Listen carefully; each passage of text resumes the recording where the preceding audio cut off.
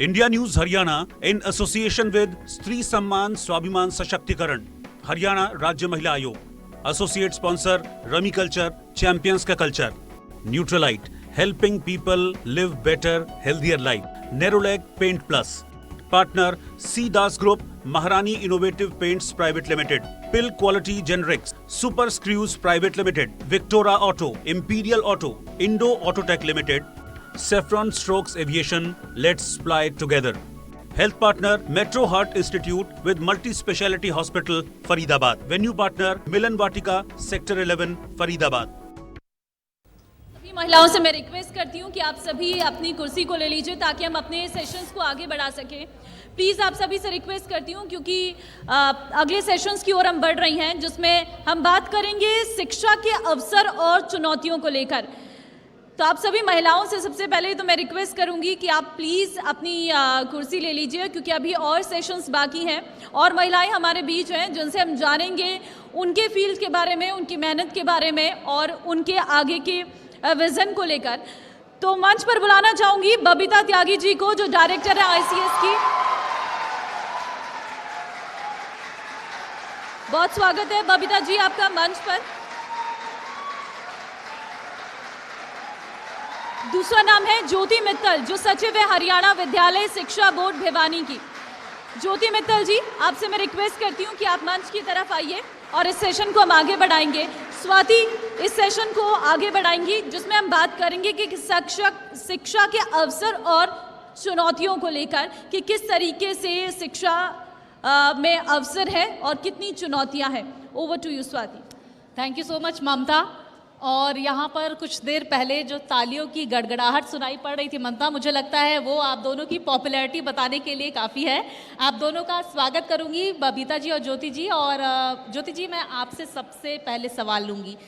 57 साल बाद पहली महिला सचिव हरियाणा के इतिहास में आपने अपना नाम दर्ज करा लिया है। कैसा रहा ये सफ़र, किस तरह की चुनौतियों से सामना आपको करना पड़ा?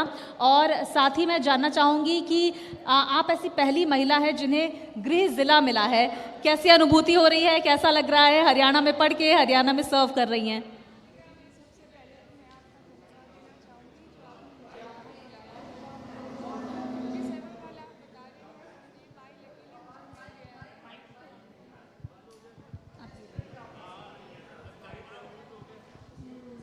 हेलो। तो मैं फिर से अपनी बात कह रही हूँ। सबसे पहले मैं इस प्लेटफॉर्म का धन्यवाद करूँगी जो उन्होंने एक मौका दिया मेरे व्यूज़ और मेरे विचार एक्सप्रेस करने का। और जैसा कि आपको पता है कि 57 इयर्स में मेरे को पहली बार ये मौका मिला कि मैं इस विभाग में और इस प्लेटफॉर्म पे मैं सर्व कर पाऊँ। तो इसमें मैंने स्पेसिफिकली कुछ नहीं किया है, ये मैं अपना लक ही मानूंगी कि जो मेरे को ये प्लेटफॉर्म मिला है। हाँ, इस प्लेटफॉर्म तक पहुंचने के लिए मेरी थोड़ी सी मेहनत लगी है जो कि मैं HCS का पेपर क्वालिफाई करके आई हूँ और इसीलिए शायद मैं ये अचीव कर पाई। और मेरे को बहुत अच्छा लग रहा है कि ये अचीवमेंट मेरे नाम आई और प्लस मेरे को अपने गृह जिले में ही एक मौका मिला है सेवा करने का। और मैं ये भी जानना चाहूँगी आपसे ज्योति जी कि ये जो यूथ जो मौजूद है इनको क्या मैसेज देना चाहेंगी आप? क्योंकि संघर्षों से ही इंसान बनता है और वही संघर्ष जो है उन्होंने उस संघर्ष ने ज्योति जी को बनाया है। कितनी डिफ़िकल्टीज सामने आई और मैंने पढ़ा था कि आपके फादर ने और आपके दादाजी ने आपको बहुत सपोर्ट किया। देखिएगा, आप कोई भी काम कीजिए उसमें संघर्ष थोड़ा बहुत तो सबको फेस करना ही पड़ता है। तो मैं यूथ को यही मैसेज देना चाहूँगी कि अगर सक्सेस इजीली मिल जाए शायद उसका फ्रूट हमें इतना टेस्टी नहीं लगेगा। अगर हम लोग उस जर्नी को एंजॉय करें, जैसे मान लो प्रिपरेशन की मैं बात करूं, अगर हम उस प्रिपरेशन को एंजॉय करने लग जाएं और हमें ये लगे कि हम कुछ अचीवमेंट के साथ साथ उस कुछ लर्न भी कर रहे हैं। जैसे इस परीक्षा के लिए हमें बहुत सारी प्रिपरेशन करनी पड़ती है, काफ़ी सारे सब्जेक्ट्स रीड आउट करने पड़ते हैं, बट धीरे धीरे आप एक अच्छे ह्यूमन बीइंग भी बन के आते हैं क्योंकि इसमें आपको काफ़ी सारे सब्जेक्ट्स देखने पड़ते हैं। फॉर डेट मैटर हिस्ट्री है, पॉलिटी है, तो आपको एक मल्टी डायमेंशनल नॉलेज आपको मिल जाती है। और अगर आप अपने पद पे कंटिन्यूसली चलते रहते हैं तो मुझे लगता है कोई भी सक्सेस आपसे दूर नहीं है। और हर एक सक्सेस, हर एक प्रिपरेशन, हर एक संघर्ष आपको जीवन में कुछ ना कुछ सिखाता है। बिल्कुल, संघर्ष से जीवन भरा होता है और जिसका संघर्ष जितना कड़ा होगा सफलता उतनी बड़ी होगी। बबीता जी मैं आपके पास आऊँगी। बबीता त्यागी से आईसीएस वाली बबीता मैम का सफ़र जो है वो कैसे आपने तय किया, जो यूथ के बीच में इतनी पॉपुलर है, जो सोशल मीडिया में अब इतनी पॉपुलर है, जो बेबाकी से हर बात पर अपनी राय रखना जानती हैं? देखिए मैम, पहले तो बहुत सारा धन्यवाद सभी स्टूडेंट्स का या जितने लोग यहाँ प्रेजेंट हैं। ये आपने पूछा कि बबीता त्यागी से आईसीएस के डायरेक्टर तक का सफ़र कैसा रहा। तो जैसा ज्योति मैम ने कहा, सफ़र कोई भी आसान नहीं होता, और जब आपकी मंजिल बहुत आगे आपने सपना देखा हो तो ये मान के चलिए कि धैर्य के साथ, सहनशक्ति के साथ आपको मेहनत करनी पड़ती है। और जितनी महिलाएं इस हॉल में बैठी हैं यहाँ, अग्रिम पंक्ति में हो या पिछली पंक्ति में, वो सभी जानती हैं कि भारत के समाज में आज भी संघर्ष से ही महिलाएं आगे बढ़ती हैं। हम कितनी ही बातें कर लें कि बराबरी आ गई है, लेकिन इस बात को डिनाई नहीं कर सकते कि आज तक भी किसी भी लड़की को अपनी पसंदीदा कोर्स करने के लिए, अपने मनचाहे कॉलेज में एडमिशन पाने के लिए, एक अच्छी शिक्षा के लिए आज भी जद्दोजहद समाज से, परिवार से, सबसे करनी पड़ती है। तो ये सफ़र बहुत खूबसूरत रहा, संघर्षों से भरा रहा। और मैं तो यही कहूँगी कि हर बेटी तक ये मैसेज जाए कि अगर ज्योति मैम की तरह, बबीता की तरह, या जितनी महिलाएं यहाँ अवेलेबल हैं, हम सब की तरह अगर धैर्य के साथ अपने सफ़र पर चला जाए तो एक दिन भारत की हर बेटी बहुत ऊंचाइयों तक पहुँच सकती है, बहुत आगे के मुकाम तक पहुँच सकती है। जी बिल्कुल, देखिए धैर्य बनाए रखना जीवन में बहुत ज़रूरी है। बहुत महत्वपूर्ण बात कही बबीता जी आपने, क्योंकि देखिए ज्योति जी मेरी सहयोगी जो हरियाणा से ही ताल्लुक़ रखती हैं, उन्होंने कहा कि देखिए हरियाणा का जो ग्रामीण अंचल है ना, वहाँ पर ट्रांसपोर्टेशन की काफ़ी असुविधा है। क्या आपको भी इस तरह की डिफ़िकल्टीज़ फेस करनी पड़ी, और आगे जो हमारी बच्चियाँ हैं उनको इस तरह की डिफ़िकल्टीज़ ना फेस करनी पड़े, आप उसके लिए क्या करेंगी? ये आपने बिल्कुल सही कहा। हैं तो बस हमें टाइम से नहीं मिलती थी, कई बार घंटा 2 घंटा हमें वेट करना पड़ता था। और क्योंकि मैं ग्रामीण अंचल से बिलोंग करती हूँ, अब तो फिर भी प्लेटफॉर्म्स काफ़ी बढ़ गए हैं। तब कोचिंग की फैसिलिटीज़ अवेलेबल नहीं होती थी, यूट्यूब पे भी इतना मटेरियल अवेलेबल नहीं हो पाता था, तो हमें काफ़ी उसके लिए जदोजहद करनी पड़ती थी कि हमें मटेरियल मिले, हम लोग वहाँ तक जाके कुछ अचीव कर पाएँ। प्लस मुझे आज भी याद है कि जब मैं कोचिंग करने के लिए गई और बाहर पढ़ने के लिए गई, तो मैं वाया ट्रेन या बस आती थी, तो मेरे को 2-2 घंटे बस का वेट करना पड़ जाता था कई बार, ताकि मैं अपने घर तक रीच आउट कर पाऊँ। तो मुझे लगता है अभी गवर्नमेंट इस फ्रंट पे काफ़ी काम कर रही है। आपको भी पता है आजकल स्कूटी की एक स्कीम लेके आई है गवर्नमेंट, प्लस बस, पिंक बसेस भी गवर्नमेंट ने चलाई है। और प्लस मटेरियल की बात करें तो आपके सामने ही एक शख्सियत है, मुझे लगता है यूट्यूब पे काफ़ी इनका भी योगदान रहा है। मैंने खुद ने भी इनके एक आधी बार वीडियोस देखी हैं जब मैंने HCS की तैयारी की थी। तो इस टाइप के जो एफर्ट्स है और महिला के द्वारा ही हैं, तो मुझे लगता है वो जो स्ट्रगल था या वो जो दिक्कतें थी, कुछ हद तक मुझे लगता है कुछ कम हुई हैं। और लड़कियां भी ये जानती है, जैसा इन्होंने बताया कि स्ट्रगल करके ही हम आगे बढ़ते हैं, और हर एक कदम पे लड़की को प्रूव करना पड़ता है कि आप कर सकती हैं और आप कर ही सकती हैं। अभी लड़की को बाहर पढ़ने के लिए भेजा जाता है तो सबसे पहला क्वेश्चन उसकी सिक्योरिटी का आता है कि हम लड़की सेफ़ हैं कि नहीं। फॉर डैट मैटर दिल्ली भेजा या हिसार भेजा, कहीं भी आप भेजते हो तो पेरेंट्स को सबसे पहले जहन में ये आएगा कि हमारी बेटी सेफ़ तो नहीं है, कहीं उसके साथ कुछ गलत तो नहीं हो जाएगा, अकेली कैसे मैनेज करेगी। तो अकेले भेजने के साथ उसके साथ या तो उसके भाई को भेजा जाता है या उसके किसी अंकल को भेजा जाता है। हमेशा एक पर्सन का उसका साथ हमेशा साथ में देखा जाता है। तो कहीं ना वो अच्छी बात है, वो सेफ्टी पर्पज़ से कंसर्न रहते हैं हमारे लिए, बट हमें कहीं ना कहीं ये फील होता है कि हम किसी पे डिपेंडेंट होकर शायद उनको परेशान कर रहे हैं। तो सेम चीज़ मैंने भी फेस की थी, बट मुझे लग रहा है सिनेरियो बदल रहा है। लड़कियां काफ़ी कॉन्फिडेंट भी हो गई हैं, काफ़ी समझदार भी हो गई हैं। अब मुझे लगता है कि शायद वुमेन डेवलपमेंट की जगह वुमेन लेड डेवलपमेंट का टाइम आ गया है। बिल्कुल, देखिए बहुत ज़रूरी बात कही आपने। बबीता जी देखिए, एक सवाल जो शायद आपके भी सामने कई बार आता होगा कि भाई मेहनत तो बबीता जी कर रही हैं, लेकिन फ़ोटो जो है वो परिमल जी की हर जगह छप रही है, क्या कहेंगे इस पर आप?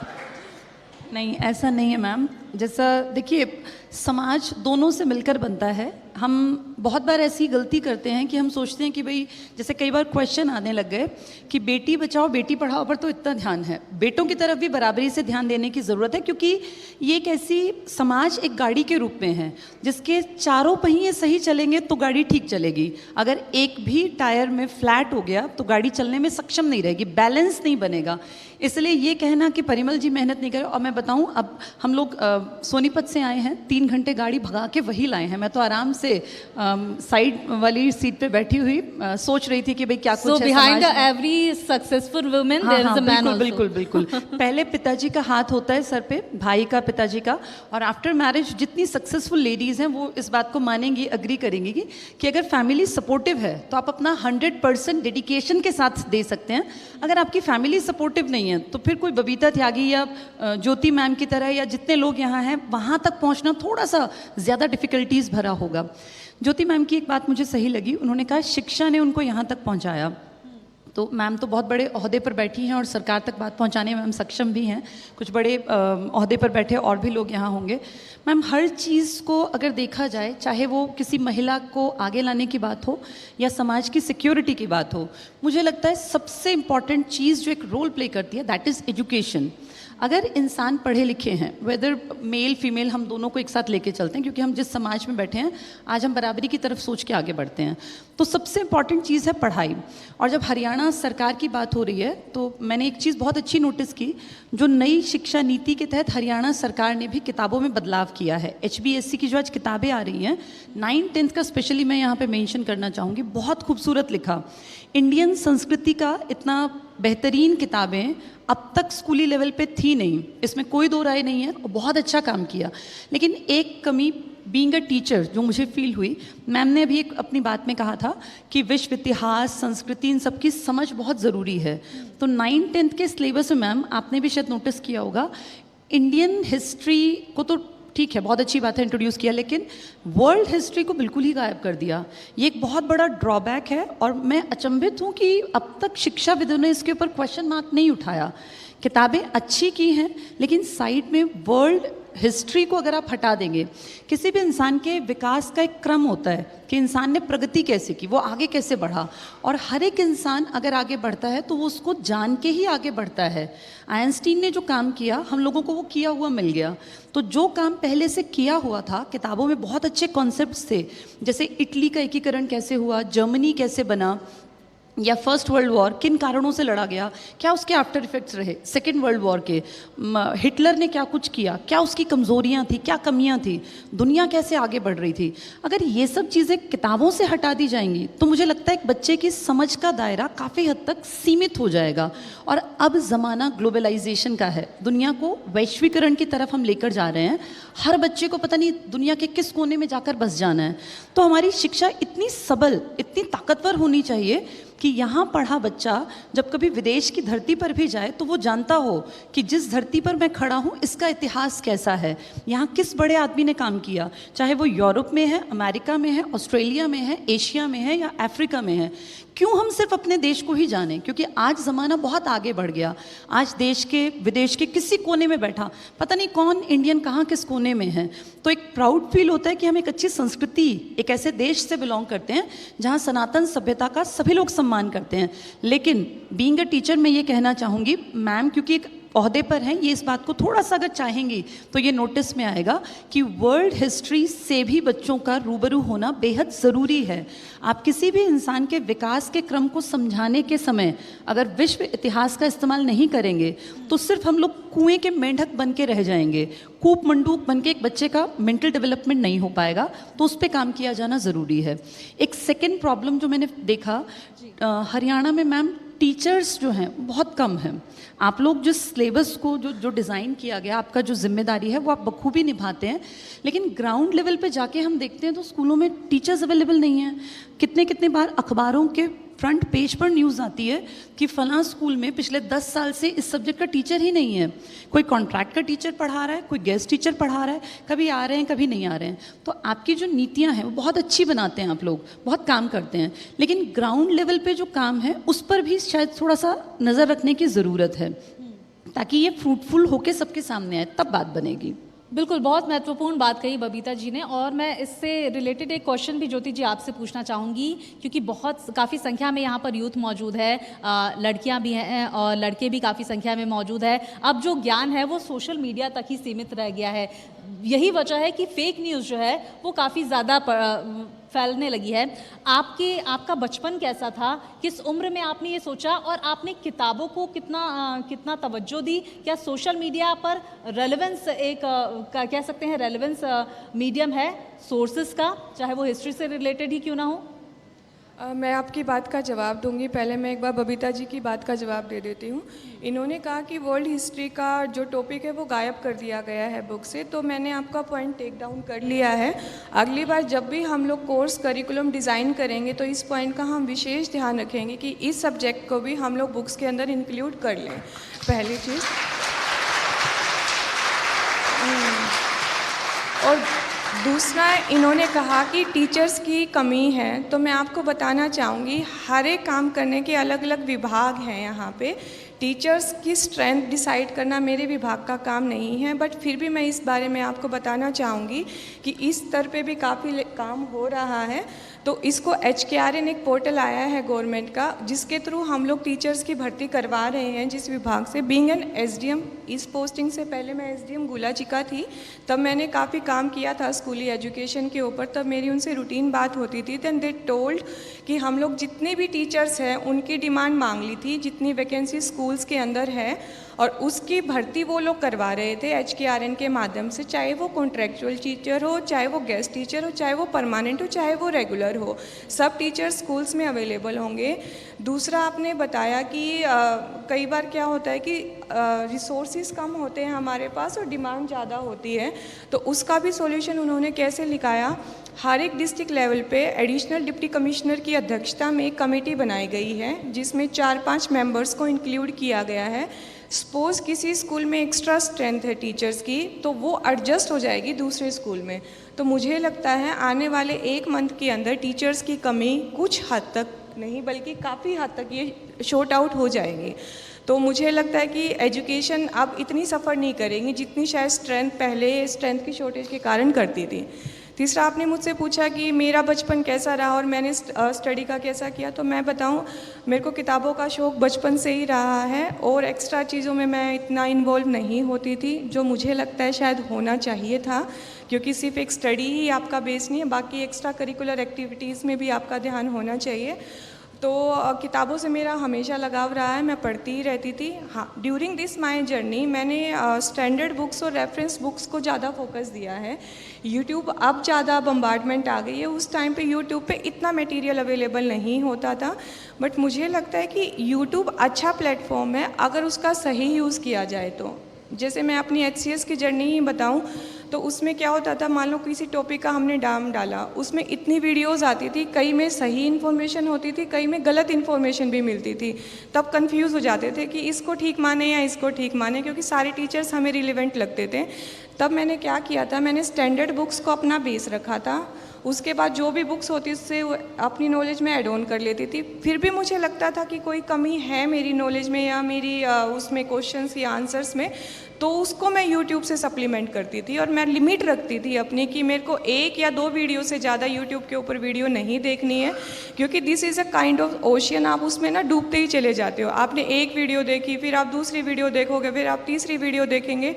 और सबसे बेस्ट पार्ट इसका क्या है कि किताबें पढ़ने में जोर आता है थोड़ा सा, क्योंकि आपको दिमाग अप्लाई करना पड़ता है। और जब आप यूट्यूब देखते हो आपको लग रहा है सब आपको आ रहा है, सब आपको आ रहा है, बट ग्रेस्पिंग पावर मुझे लगता है कुछ कुछ कंपैरेटिवली कम होती है। अगर आप किताबों से पढ़ोगे वो लॉन्ग टर्म आपको याद रहेगा।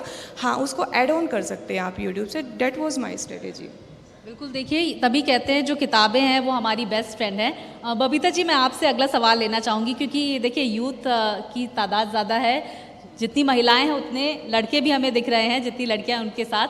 तो सिंसियरिटी किस में ज़्यादा है, लड़कियों में कि लड़कों में? मैम, अगर मैं इस पे कुछ भी कहूँगी तो वो जेंडर बायसनेस होगी, और क्योंकि मैं तो लड़के लड़कियों दोनों को पढ़ाती हूँ, मेरे लिए दोनों बेटा बेटी समान हैं। मैंने देखा है बहुत सारे लड़के बहुत सिंसियरिटी के साथ काम करते हैं, जो फील करते हैं कि भाई मेरे ऊपर एक जिम्मेदारी है, मेरे परिवार की, समाज की मुझसे कुछ अपेक्षाएं हैं। बेटियां भी बहुत अच्छा परफॉर्म कर रही हैं। आजकल आप देखिए बहुत यंग एज में लड़कियां जो हैं कॉन्शियस हो गई हैं। सेल्फ रिस्पेक्ट का एक अब्राहम मैस्लो, बहुत बड़े साइकोलॉजिस्ट हुए हैं, उन्होंने एक ट्रायंगल दिया है जिसमें उनका कहना था कि मैक्सिमम मेजॉरिटी ऑफ सोसाइटी सिर्फ 3 लेवल तक सोच पाती है, और 4th 5th लेवल तक सिर्फ जो थोड़ा दिमागी रूप से सक्षम लोग हैं वो पहुंचते हैं। लेकिन मुझे बहुत खुशी हो रही है आपको बताते हुए, जब हम पढ़ाते हैं तो हमारी क्लास में 50-50% लगभग बेटे और बेटियां होते हैं। तो ये कहना कि एक ही जेंडर आगे बढ़ रहा है, सिंसियरिटी भी दोनों में है, और लड़के भी बहुत अच्छा काम कर रहे हैं, लड़कियां भी। हाँ, एक चीज़ जो मुझे कभी कभी थोड़ा लगता है सोसाइटी को काम करने की ज़रूरत है, आजकल जेंडर से ज़्यादा प्रॉब्लम जो बच्चे गलत रास्ता पकड़ रहे हैं, जैसे ड्रग्स की तरफ है, जो हमारा जो यूथ है, इनमें से लड़के लड़कियां आप देखिए बहुत सारे बच्चे आजकल उस रास्ते पर चलने लग गए हैं। तो जेंडर की इक्वलिटी पढ़ाते रहें, समझाते रहें और एक हैबिट बना लें, लेकिन उसके साथ साथ समाज में थोड़ा सा काम भी करें, और शिक्षा इसमें एक बड़ा योगदान दे सकती है, क्योंकि शिक्षा बच्चे की एक्स्ट्रा एनर्जी को, ऊर्जा को सही दिशा में ले जा सकती है। आजकल जो भी हम बात कर रहे थे, सोशल मीडिया का ज़माना है, मैम ने बड़ा अच्छा पॉइंट बोला कि जितना हम किताब से पढ़ के सिंसियरिटी के साथ चीज़ों को लर्न कर पाते हैं ना, वो बात सोशल मीडिया में नहीं है। आप कितनी ही कोशिश कर लीजिए, लेकिन कभी भी आप देखिएगा जब आप यूट्यूब से कोई वीडियो देखते हैं तो आपकी नॉलेज उतना हायर लेवल पे आप सोचने के काबिल नहीं बन पाते जितना आप किताबों से बनते हैं। और फिर एक और बात मैम ने कही कि उन्होंने अपनी लाइफ में सिर्फ किताबें ही किताबें देखी, जो मैम कह रही थी कि कहीं ना कहीं एक ड्रॉबैक रह गया।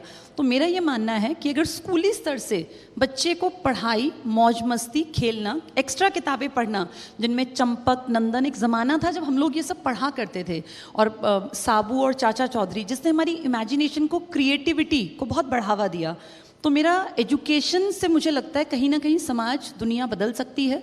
और अगर स्कूली स्तर से काम किया जाए, क्योंकि मैम तो HBSC में सेक्रेटरी की पोस्ट पर हैं, तो किताबों में जो एक्टिविटीज़ हैं, मैम बहुत अच्छी किताबें लिखी जाती हैं, लेकिन प्रॉब्लम है उन एक्टिविटीज़ को कभी स्कूलों में कराया नहीं जाता। अगर टीचर्स इस बात को समझें और थोड़ा सा किताबों से बाहर भी दुनिया है जिसको जानना समझना चाहिए। जब हम लोग छोटे थे तो शाम के टाइम जब लाइट भाग जाती थी तो बच्चे गलियों में निकल आते थे, गलियों में खूब खेलते, मौज मस्ती करते, और ना जाने कितनी इनफॉर्मल एजुकेशन हमने वहाँ से सीखी। हम जितने लोग आज 40 इयर्स में, 35 इयर्स में हैं, हम सब ने जो बचपन जिया है ना, मुझे ऐसा लगता है कि वो बचपन सच में ज़रूरी है वापस लौट कर आए। किताबों से बच्चों को जोड़ें, लेकिन साथ ही साथ खेलकूद, मौज मस्ती, बड़ों के साथ बैठना और कहानियाँ सुनना, ये सब एक पार्ट ऑफ लाइफ होना चाहिए। तो एक अच्छी स्कूली शिक्षा उस शिक्षा की तरफ कहीं ना कहीं इशारा करती है जब बच्चे और बेटे बेटियां सभी लोग उसमें रोल इस तरह से जेंडर वाइज ना हो कि बेटा है तो सिर्फ ये करेगा, बेटी है तो बेटा है तो क्रिकेट खेल लेगा। आजकल आप देखिए मिताली राज जैसी लड़कियां हैं, न जाने कितनी लड़कियां हैं जिन्होंने कहाँ आसमान तक हमारे हरियाणा का नाम पहुंचा दिया है। तो एक शिक्षा ही है जो हर प्रॉब्लम को सॉर्ट आउट कर सकती है, जो मैं पर्सनली फील करती हूँ। राजनीति की समस्याएं, सामाजिक समस्याएं, आर्थिक समस्याएं, सबकी जड़ में कहीं ना कहीं कम पढ़ा लिखा आदमी या कम पढ़ी लिखी महिला ही हैं। हमें चाहिए, एक ज़माना था जब ठीक है पढ़े लिखे बिना काम चलता था, अगली पीढ़ी को इतना सबल, इतना सक्षम बना दें कि वो हर तरह की प्रॉब्लम्स को फेस करना सीख जाएं।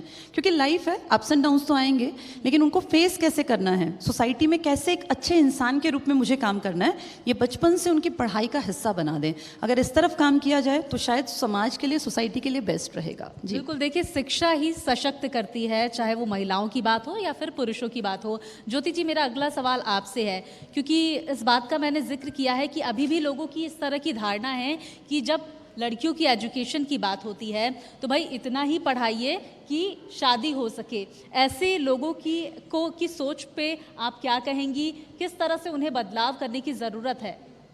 आपने बिल्कुल ठीक कहा जी। और रही सोच बदलाव की, तो जैसा प्लेटफॉर्म आप लोग दे रहे हैं, आई थिंक यही जरिया है जिससे लोगों की सोच बदली जा सकती है। आज आप लोगों ने हमें बुलाया है, और भी महिलाएं आई होंगी जिन्होंने अपनी सक्सेस स्टोरी बताई होगी, और मुझे लगता है आपके चैनल के माध्यम से काफ़ी पेरेंट्स होंगे जो इस प्लेटफॉर्म को और इसको देख रहे होंगे, तो उन्हें भी कहीं ना कहीं लगेगा कि हमें भी अपनी बेटी को इसी शिखर तक लेके जाना है और यहाँ तक लेके जाना है। तो मुझे लगता है इस टाइप के प्रोग्राम से और इस टाइप की एक्टिविटी से ही माइंडसेट का बदलाव हो सकता है। जैसे अगर मैं अपना ही एग्जांपल शेयर करूं, मैंने शादी को थोड़ा सा लेट किया। मैंने कहा कि पहले मैं कुछ बन जाती हूँ, उसके बाद मैं शादी करूँगी। बट हमारे आसपास मैंने सोसाइटी में देखा क्या करते थे, जैसे 21 की हुई लड़की और शादी कर दो। क्योंकि मैं ग्रामीण अंचल से बिलोंग करती हूँ, तो मम्मी कई बार शेयर करती थी बातें, तो कहते 21 की हो गई लड़की, उनके घर वाले रिश्ता देख रहे हैं। तो तब मैं कुछ बोल नहीं पाती थी, क्योंकि मेरे पास खुद के पास कोई प्लेटफॉर्म नहीं था।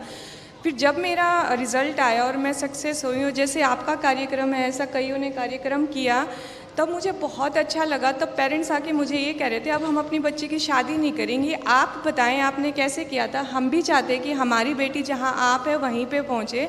और मुझे खुशी हो रही है ये बताते हुए, मेरे सिलेक्शन के जस्ट 6 मंथ्स के बाद एक लड़की पीएचडी के लिए जीआरएफ क्वालिफाई किया, और उनके पेरेंट्स ने आके मुझे बताया, हम तो इनकी शादी कर रहे थे, जस्ट बिकॉज आपका रिज़ल्ट हमने देखा सुना, उसके बाद हमने इनकी शादी का आइडिया थोड़ा पोस्टपोन किया और इनकी जीआरएफ की तैयारी कराई, और जीआरएफ क्लियर भी किया, और वो पीएचडी कर रही है अच्छी जगह से। तो इस टाइप की सक्सेस स्टोरी अगर आप लोग दिखा रहे हैं जैसे, तो मुझे लगता है ऐसे ही माइंडसेट चेंज होगा। बिल्कुल, देखिए बदलाव ही ज़रूरत है समाज की, और हम महिलाएं यही चाहता है। आप दोनों गेस्ट हमारे साथ जुड़े, बहुत रोचक तथ्य, बहुत रोचक बातें आपने यूथ तक पहुंचाई, यहाँ तो मौजूद तमाम महिलाओं और पुरुषों तक पहुंचाई। बहुत शुक्रिया करूंगी आपका हमारे साथ जुड़ने के लिए, और मैं रिक्वेस्ट करूंगी रेनू भाटिया जी को प्लीज़ स्टेज पर आएँ और सम्मानित करें। तो बहुत धन्यवाद बबीता जी इंडिया न्यूज़ के इस मंच में अपना समय देने के लिए। और क्योंकि बबीता जी डायरेक्टर है आईसीएस की, और वो लाखों जो विद्यार्थी हैं उन्हें पढ़ा रही हैं और उन्हें एक रास्ता दिखा रही हैं, और आज इंडिया न्यूज़ उन सभी महिलाओं को यहाँ से सम्मानित कर रहा है जिन्होंने इस समाज को बिल्डअप करने में एक भूमिका निभाई है।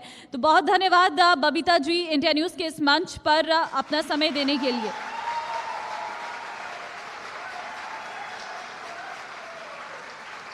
साथ ही हमारे बीच हैं ज्योति मित्तल, जो है सचिव हरियाणा विद्यालय शिक्षा बोर्ड भिवानी से। बहुत धन्यवाद ज्योति जी इंडिया न्यूज़ के मंच पर अपना समय देने के लिए। तो बहुत धन्यवाद आप दोनों महिलाओं का हमारे साथ मंच शेयर करने के लिए और तमाम जानकारियां देने के लिए। और रेनू भाटिया जी आपका भी बहुत धन्यवाद।